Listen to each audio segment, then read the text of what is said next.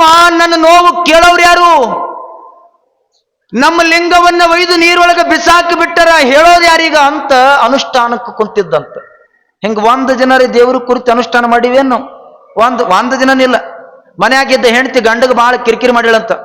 ಜರ ಹೋಗ ಅನುಷ್ಠಾನ ಕೂಡೋಗು, ಕುಂತೇನು ಮಾಡ್ಲಿ ಅಂದಂತವ. ಸೋಮ್ ಹೋಗಿ ದೇವ್ರಿಗೆ ಏನ್ರಿ ಫಲ ಬಿಡ್ಕೊಂಬ, ಯಾವ ಏನ್ ಕೊಡ್ತಾನ ಕೊಡು ಅಂತ. ಇದು ಹೋಯ್ತಂತ. ಇದು ಹೋಗಿ ದಂಡಿ ಮೇಲೆ, ಹೊಳಿ ದಂಡಿ ಮೇಲೆ ಅನುಷ್ಠಾನ ಕೂತ್ಕೊಂಡ. ಒಂದು 4-5 ವರ್ಷ ಕೂತ ಮ್ಯಾಲಿದ್ದ ಮಲ್ಲಯ್ಯ ಭೇಟಿ ಅದ. ಯಾಕೋ ತಮ್ಮ ಅನುಷ್ಠಾನ ಕೂತಿದೆ ಅಂದ. ಏನಿಲ್ಲಪ್ಪ, ನನ್ನ ಹೆಂಡತಿ ಭಾಳ ರೊಕ್ಕ ಬಂಗಾರ ಬಂಗಾರ ಬಂಗಾರ ಅಂತ ಭಾಳ ಕಿರಿಕಿರಿ ಹಚ್ಚದ ಮನ್ಯಾಗ. ನಾ ಮುಟ್ಟಿದೆಲ್ಲ ಬಂಗಾರ ಆಗ್ಬೇಕು ನೋಡು, ಅಂತ ವರ ಕೊಡು ಅಂದ ಮಗ ಇವ. ಇದು ಯಾಕೋ ನಿನ್ನ ಮತ್ತೊಂದು ಕೇಳು. ಇಲ್ಲ ನೀ ಇದಾಗ ಕೊಡು ನನಗೆ. ಬ್ಯಾಡ ಓತಮ್ಮ ಇದು. ಇಲ್ಲ ನಾ ಮುಟ್ಟಿದೆಲ್ಲ ಬಂಗಾರ ಆಗ್ಬೇಕು, ಅಂತ ವರ ಕೊಡು. ಬ್ಯಾಡ ಓತಮ್ಮ ಇದು ಬಿಟ್ಟು ಮತ್ತೊಂದು ಕೇಳು. ಇಲ್ಲ ನಾ ಮುಟ್ಟಿದೆಲ್ಲ ಬಂಗಾರ ಆಗ್ಬೇಕು ನೋಡಪ್ಪ, ನೀ ಕೊಡಂಗಿದ್ರು ಕೊಡು, ಇಲ್ಲಾದ್ರು ನೋಡು ಮತ್ತೇನ ಮತ್ತೆ ಬ್ಯಾರೆ ದೇವ್ರಿಗೆ ಕರೆಸ್ತೀನಿ ತಪಾಸ್ ಮಾಡ ಅಂದಿವ. ಪರಮಾತ್ಮ ಅಂದ ಯಾಕಾಗಲ್ ತಗೋ ತಥಾಸ್ತು ಅಂದ. ಅಲ್ಲೇ ಒಂದು ದೊಡ್ಡದೊಂದು ಬೇವಿನ ಮರ ಬೆಳೆದಿತ್ತು. ಇವ ಪರಮಾತ್ಮ ಕೊಟ್ಟದ್ದು ವರ ನನಗೆ ಸಫಲ ಆಗ್ಯದೋ ಇಲ್ಲ ಅಂತ ನಾನು ನೋಡ್ಬೇಕಂತ ಅನ್ಕೊಂಡು ಅಲ್ಲೇ ಒಂದು ಬೇವಿನ ಮರ ಇತ್ತಲ್ಲ, ಆ ಬೇವಿನ ಮರಕ್ಕೆ ಮುಟ್ಟದ ಬಂಗಾರಾಗಿ ನಿತ್ಯವು ಅದು. ಯಪ್ಪ ಅಂದವ, ನನಗಿಂತ ಶ್ರೀಮಂತರು ಯಾರ ಇಲ್ಲಿ? ಸೀದಾ ಮನೆಗೆ ಬಂದವ. ಎಲ್ಲ ಗಡ್ಡ ಗಿಡ್ಡ ಇಲ್ಲಿ ತಗ ಬಿಟ್ಟಿದ. ಮನೆಗೆ ಬಂದ ತಕ್ಷಣ ಅಲ್ಲೇ ಒಂದು ಬೆಲ್ ಇತ್ತು. ಬೆಲ್ ಬಡದ, ಟಿಂಗ್ ಟಾಂಗ್ ಅಂದ. ಬೆಲ್ಲಿಗೆ ಮುಟ್ಟದ, ಬೆಲ್ಲ ಬಂಗಾರ ಇತ್ತು. ಯಪ್ಪ ಅಂದವ, ಇದೇನೋಪ್ಪ ಬೆಲ್ಲ ಮುಟ್ಟಿನ, ನಮ್ಮ ಮನೆ ಬೆಲ್ಲ ಬಂಗಾರದ ಅನ್ನೋದ್ರಾಗ ಹೆಂಡತಿ ಬಂದ್ರು. ಇದು ಗಡ್ಡ ಕೂದಲ ಬಿಟ್ಟದು ನೋಡಿ. ನೀ ಯಾರು? ನನ್ನ ಗಂಡ ಇದ್ದ, ನೋಡು ಅಂತ ಈ ಕಡೆ ಸರ್ಸಕತ್ತಿವ. ನೀ ಎಲ್ಲಿ ಹೋಗಿದ್ದೀ ಜನ ಹೊಂದ್ಕೊಂಡು ಎಲ್ಲ ಭಾರಿ ತಪಸ್ಸು ಪಡ್ಕೊಂಡು ಬಂದೀನಿ. ಬರೇ ನೋಡ್ ನಂದು. ಏನ್ ನೋಡ ನೀ ಏನು ಮುಟ್ತೀನಿ, ಬರೇ ಮುಟ್ಟದ ಬಳಕ. ಹೌದಾ, ಬಾಗಿಲಿಗೆ ಮುಟ್ಟ ಅಂದಳಕ. ಹೆಂಗ ಬಾಗಿಲಿಗೆ ಮುಟ್ಟದ, ಬಾಗಿಲು ಬಂಗಾರ ಇತ್ತು. ಅಯ್ಯನ ರಾಜ ಅಂತ ಹಂಗೆ ಲಟ್ಟಿಗೆ ಹೊಡೆದ. ಬಾಗಿಲಿಗೆ ಮುಟ್ಟದ, ಬಾಗಿಲು ಬಂಗಾರ ಇತ್ತು. ಏನ್ರಿ ನಾವು ಭಾಳ ಶ್ರೀಮಂತರಾದೋ, ನಮ್ಮ ಬಾಗಿಲು ಬಂಗಾರ ಇತ್ತು, ನಾವ ಶ್ರೀಮಂತರಾದೋ. ಹಿಂಗ ಅನುವಂತಿರ್ಬೇಕಾದ್ರೆ ಇನ್ನು ಹೆಂಡತಿ ಅಂದ್ರಂತರಿ, ಒಳಗ್ ಬರ್ರಿ. ಯಾಕ? ನಮ್ಮ ಮನ್ಯಾಗ ಟಿಜುರಿಯಾಗಿದ್ದು ಸೀರೆ ಎಲ್ಲ ಅರಿಬಿದವ, ಅವೆಲ್ಲ ಬಂಗಾರದ ಬಗ್ಗೆ ಮುಟ್ಟು ಬರ್ರಿ. ಆ ಸೀರೆಗೆ ಮುಟ್ಟಿದ್ಳು, ಸೀರೆ ಬಂಗಾರ ಇತ್ತು. ಟಿಜುರಿಗೆ ಮುಟ್ಟಿದ್ಳು, ಟಿಜುರಿ ಬಂಗಾರ ಇತ್ತು. ಅಲ್ಲೇ ಒಂದು ಪಲ್ಲಂಗಿತ್ತು. ಗಂಡಗಂದಳು ರೀ, ಇದು ಯಾಕೆ ಕಟ್ಟಿಗಿದ್ದು, ಇದಕ್ಕೂ ಮುಟ್ಟು, ಇದನ್ನು ಬಂಗಾರ ಅಲ್ಲಿ. ಆ ಪಲ್ಲಂಗ ಮುಟ್ಟದ, ಪಲ್ಲಂಗ ಬಂಗಾರ ಇತ್ತು ರೀ. ಹಚ್ಚುಗಳದ ಯಾಕೆ ಅರಿಬಿದು? ಅದಕ್ಕೂ ಮುಟ್ಟು, ಅದು ಬಂಗಾರ ಅಲ್ಲಿ. ಅದನ್ನು ಬಂಗಾರ ಇತ್ತು. ಅದು ಆದ ಬಳಕ ಹೆಣ್ತಿ ಅಂದ, ಬರೀ ಅದು ಮುಟ್ಟಿ ಇದು ಮುಟ್ಟಿ ಅನ್ನಕತ್ತಿದಿ. ಉಳ್ಳಕ್ಕೇನ್ರಿ ತೊಂಬ, ತಡೀರಿ ಜರ ಗ್ಯಾಸ್ ಕಟ್ಟಿಗೆ ಮುಟ್ಟತ್ರಿ ಬರ್ರಿ. ಗ್ಯಾಸ್ ಕಟ್ಟಿಗೆ ಮುಟ್ಟದ, ಗ್ಯಾಸ್ ಕಟ್ಟಿ ಬಂಗಾರ ಇತ್ತು. ಹೋಗಿ ಜರ ಏನ್ರಿ, ನಿನಗೇನು ಇಡ್ಲಿ ವಡ ತರ್ಲಿ, ಉತ್ತಪ್ಪ ತರ್ಲಿ, ಅದು ಇಕ್ಕಿ ಅಂತಾಳೆ. ಏನಿಲ್ಲ, ಪಟ್ಟತೆ ಏನ್ರಿ ಮಾಡ್ಕೊಂಬ, ಭಾಳ ಹಸಿವಾಗ್ಯದ, 4 ವರ್ಷ ಐತಿ ನಾವು ಊಟ ಮಾಡಿಲ್ಲ ಅಂದಿವ. ಆಯ್ತ್ರಿ ಅಂತ ಅನ್ಕೊಂಡು ಮನಿ ಒಳಗೆ ಹೋಗಿ ಝಟ್ಪಟ್ಟ ಹಿಂಗೆ ನೀರಾಗ ಹಾಕಿದ ತಕ್ಷಣ ಸುಳು ಕುದಿಬೇಕು. ಏನು? ಶಾವ್ಗಿ. ಒಗ್ಗರಣೆ ಅವಾಜಿಲ್ಲ, ಸ್ಮೆಲ್ ಇಲ್ಲ, ಉಳ್ಳಾಗಡ್ಡಿ ಹೋಳಾದಿಲ್ಲ, ಕೊತ್ತಂಬರಿ ಹಾಕೋದಿಲ್ಲ, ಎಣ್ಣೆ ಕರಿಯೋದಿಲ್ಲ. ನೀರು ಹಾಕದ ಏನೋ, ಶಾವ್ಗಿ ಇಡೋದದ ಏನೋ. ಹಾಕಿದ ಬಳಕ my dear husband tiffin ready ಅಂದ್ರೆ ಇವಳು. ಬಾ ತಗೊಂಡು ಬಾ ಅಂತ ಅನ್ಕೊಂಡು ಹಂಗ ತಂದು ಗಂಡನ ಎದುರಿಟ್ಲು ಅವಳು. ಗಂಡನ ಎದುರಿಟ್ಟು ಬಳಕ ಅವ ಸುಮ್ಮ ಉಣ್ಬೇಕು. ಬೇಡ, ನೀನ ಉಣಸ, ಸುಮ್ಮನು ನೀವಂತೂ ತುಣು, ನಾ ಉಣ್ತೀನಿ. ಇಲ್ಲ ನೀನ ಉಣಸ ಅಂದ. ಇವ ಇಟ್ಟು ಅಡಾಲಕ್ಕೆ ಬಾಯಿ ತೆರೆದ. ಹಿಂಗೆ ಉಣ್ಬೇಕನ್ನೋದ್ರೊಳಗೆ ಒಂದು ಷರತ್ತು. ಏನು? ನಮ್ಮ ತವ್ರ ಮನಿಯವ್ರ ಮನಿನೂ ಭಾಳ ಸೋರ್ತದ್ರಿ, ಅದನ್ನು ಮುಟ್ಬೇಕು ನೋಡ್ರಿ ಅಂದಳಿಕೆನ ಬಾಯಾಗ ಶಾವ್ಗಿ ಇಟ್ಟಿಲಿಕ್ಕಿನ ತವ್ರ ಮನಿ ಲೆಕ್ಕ ಕೇಳಿ ಇವಳು. ಅದನ್ನೆಲ್ಲ ಆಯ್ತಾ, ಶಾವ್ಗಿ ಉಣಸು, ಸುಮ್ಕೊಂಡ್ರು ನೀನೇ ಉಣು ಅಂತ ತಿನ್ಕೊಂಡು. ಅವ ಏನು ಮಾಡ್ದ, ಹಿಂಗೆ ಶಾವ್ಗಿ ಉಣ್ಬೇಕಂತ ಹಿಂಗೆ ಕೈ ಹಚ್ಚದ, ಶಾವ್ಗಿ ಬಂಗಾರ ಆಯ್ತು. ಶಾವ್ಗಿ ಬಂಗಾರ ಆಯ್ತು. ಮತ್ತೊಂದು ಶಾವ್ಗಿ ತಗೊಂಡು ಬಾ. ಮತ್ತೊಂದು ಶಾವ್ಗಿ ತಂದಳು. ಆ ಶಾವ್ಗಿ ಮುಟ್ತಾನ, ಆ ಶಾವ್ಗಿನೂ ಬಂಗಾರ ಆಯ್ತು. ಹೆಣ್ ಚೆನ್ನಾಕತ್ಳು ರೀ, ಏನ್ರಿ ನಿಮ್ ಪವಾಡ? ಮುಟ್ಟದ ಶಾವ್ಗಿ ಎಲ್ಲ ಬಂಗಾರ ಆಗಕತ್ತದಲ್ಲ. ಅವ ಅಂದ, ಶಾವ್ಗಿ ಬಂಗಾರ ತಗೊಂಡು ಏನ್ ಮಾಡ್ತೇನೆ, ಮಣ್ಣು ತಿತ್ತಿ ಏನೀಗ? ಕೇಳೋದಾದ್ರೆ ಒಳ್ಳೆಯದನ್ನೇ ಕೇಳಬೇಕು. ತಾಯಿ ಗುಡ್ಡಾಪುರ ದಾನಮ್ಮ ದೇವಿ ತನ್ನ ಬದುಕಿನ ಉದ್ದಗಲಕ್ಕೂ ಕೂಡ ಒಳ್ಳೆ ವಿಚಾರ, ಸಂಸ್ಕಾರ ಇದನ್ನಾಗಿ ಬದುಕದವಳು. ನಾನೇ ಹೆಚ್ಚು, ನಾನೇ ದೊಡ್ಡವ, ಏನ್ ತಗೊಂಡು ಏನ್ ಮಾಡೋದದ ಹೇಳ್ರಿ ನೋಡ. ಮರ ಇದ್ದು ಫಲವೇನು ನೆರಳಿಲ್ಲದನಕ್ಕ, ದನವಿದ್ದು ಫಲವೇನು ದಯ ಇಲ್ಲದನಕ್ಕ. ಅದಪ್ಪ ನೀನು ಕೊಡುವಂತ ಮನಸ್ಸ ಇಲ್ಲ ಅಂದ್ರೆ ತಗೊಂಡು ಮಾಡೋದೇನದ? ಇಟ್ಟೆಲ್ಲ ಚಲೋ ಕಾರ್ಯಕ್ರಮ ಅಪ್ಪವ್ರು ಮಾಡಾಕತ್ತಾರ, ಇದಕ್ಕೆ ತಂದು ನಿನ್ನ ಒಳ್ಳೆ ರೀತಿಯಿಂದ ತನು ಮನ ಧನದ ಸಹಾಯ ನೀಡ್ಲಿಲ್ಲ ಅಂದ್ರ ಅದು ತಗೊಂಡು ದುಡ್ಡು ಮಾಡೋದಾದ್ರೆ ಏನದ?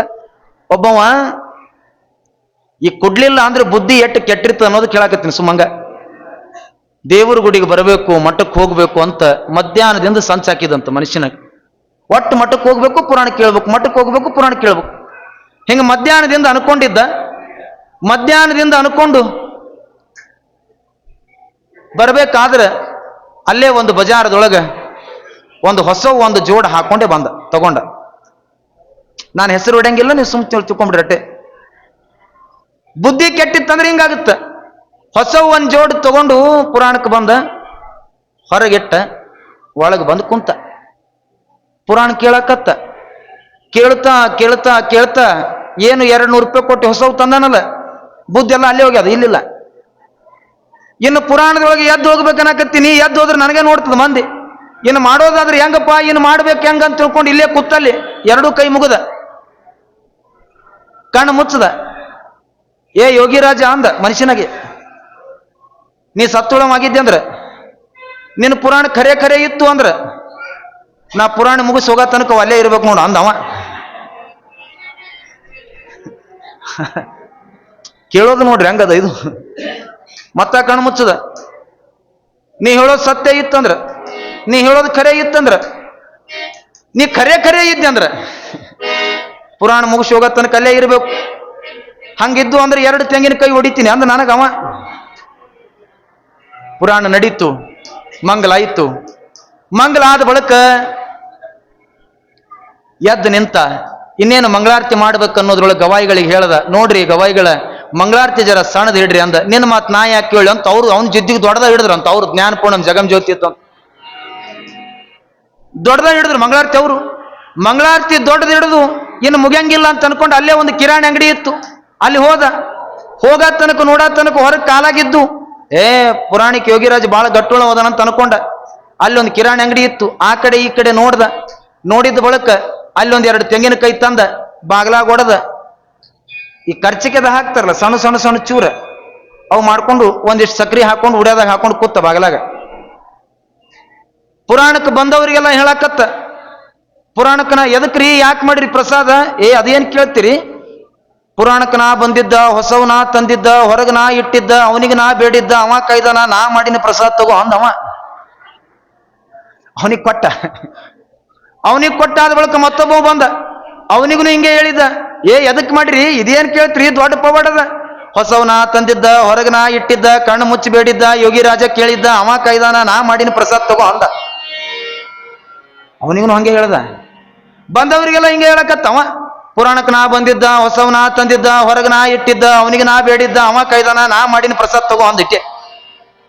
ಎಲ್ಲರಿಗಿದೆ ಹೇಳ್ದ, ಎಲ್ಲರಿಗಿದೆ. ಹೇಳಿದ್ದಾದ ಬಳಿಕ ನಾ ಹೋಗಿ ನಿಂತ್ಕೊಂಡ. ಯಾಕೆ ಮಾಡಿದಪ್ಪ ದೋಸ್ತ, ಬರದ ಇವತ್ತು ಬಂದಿದ್ದೀನಿ, ಯಾಕೆ ಮಾಡಿದೆ ಅಂದ್ರೆ ಅವ ಅಂದ, ಮುತ್ತಿ ಅದೇನ್ ಕೇಳ್ತೀವೋ, ನಿನ್ನ ಪವಾಡ ಬಾಳ ದೊಡ್ಡದ. ಅಂಥದ್ದೇನದು? ಹೊಸವನ ತಂದಿದ್ದ, ಹೊರಗನ ಇಟ್ಟಿದ್ದ, ನಿನಗನಾ ಬೇಡಿದ್ದ, ನೀ ಕಾಯ್ದಿದ್ದಿ, ನಾ ಮಾಡಿನ ಪ್ರಸಾದ ತಗೋ ಅಂದ. ಶಬಾಷ್ ಅಂದ ಅವನಿಗನ. ನನಗ ಕೊಟ್ಟು ನಾನು ತಗೊಂಡು ನಾನು ರೂಮಿಗೆ ನಾನು ಹೋಗಕತ್ತ, ಇನ್ನು ಐತಲಪ್ಪ ಅಂತ ಅನ್ಕೊಂಡು ಅವನು ಎದ್ದು ಹಾಕೊಂಡು ಹೋಗ್ಬೇಕಂತ ನೋಡಕತ್ತಾನ. ಅವನು ಯಾರೋ ಹಾಕೊಂಡು ಹೋಗ್ಬಿಟ್ರ ನೋಡು. 2 ಮಾತುಗಳೊಂದಿಗೆ ಎಲ್ಲಾ ಅತಿಥಿ ಮಹೋದಯರನ್ನು ಒಂದ್ಸಲ ಚಪ್ಪಾಳಿಯನ್ನು ತಟ್ಟಿ ಗೌರವಿಸ್ತಾ, 2 ಮಾತುಗಳೊಂದಿಗೆ ನನ್ನ ಮಾತುಗಳನ್ನ ನಾನು ಮುಗಿಸ್ತೀನಿ. 2 ಮಾತ ಎಣಿಸಿ ನೋಡ್ರಿ. ಅದು ಲೋಮರ 3 ಅದಲ್ಲ, ಎಣಿಸು 3 ಅದಲ್ಲ. ಹೆಂಗ ಶಾಂತಿವೀರಪ್ಪನನ್ನ ನೆನೆಯೋದು? ಕಬೀರದಾಸರು ಬರೆದಿರುವ ಹಾಗೆ, ಪ್ರೀತ್ ತೋ ಕೆಜಿ ಪಂಚಿ ಜೈಸಿ ಜಲ್ ಸೂಕೆ ಉಡ್ ಜಾಯ, ಪ್ರೀತ್ ತೋ ಕೆಜಿ ಮಚ್ಲಿ ಜೈಸಿ ಜಲ್ ಸೂಕೆ ಮರ್ ಜಾಯ. ನಾವು ಶಾಂತಿವೀರಪ್ಪನ ಮೇಲೆ ಹೆಂಗ ಪ್ರೇಮ ಮಾಡಬೇಕು, ಹೆಂಗ ಪ್ರೀತಿ ಮಾಡಬೇಕು ಅಂದ್ರ ಪಕ್ಷಿಗಳ ತರ ಪ್ರೀತಿ ಮಾಡಬಾರ್ದು. ಪ್ರೀತ್ ತೋ ಕೆಜಿ ಪಂಚಿ ಜೈಸಿ ಜಲ್ ಸೂಕೆ ಉಡ್ ಜಾಯ. ಒಂದು ಪಾತ್ರೆ ಒಳಗೆ ನೀರು ಹಾಕಿದೊಳಗ ಪಕ್ಷಿ ಬಂದು ಕೂಡುತ್ತ. ಎಲ್ಲಿ ತನಕ ಕೂಡುತ್ತ? ಪಾತ್ರೆದಾಗ ನೀರಿರೋ ತನಕ ಕೂಡುತ್ತ. ಪಕ್ಷಿ ತರ ಪ್ರೀತಿ ಮಾಡಬಾರ್ದು. ಶಾಂತಿವೀರಪ್ಪನ ಹೆಂಗ್ ಪ್ರೀತಿ ಮಾಡಬೇಕು? ಪ್ರೀತ್ ತೋ ಕೆಜಿ ಮಚ್ಲಿ ಜೈಸಿ ಜಲ್ ಸೂಕೆ ಉಡ್ ಜಾಯ.